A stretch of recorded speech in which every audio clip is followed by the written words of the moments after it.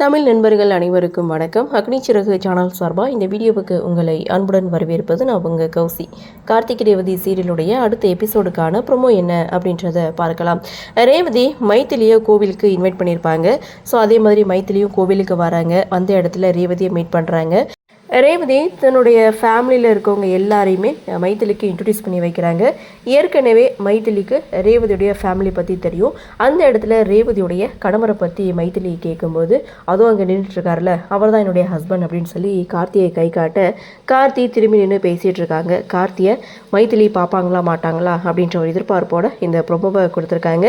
சரி, என்ன நடக்குது, என்ன மாதிரியான சுவாரஸ்யத்தோடு கதைக்கள நகர்வை கொண்டு வராங்க அப்படின்றத நாமளும் பொறுத்திருந்து பார்க்கலாம்.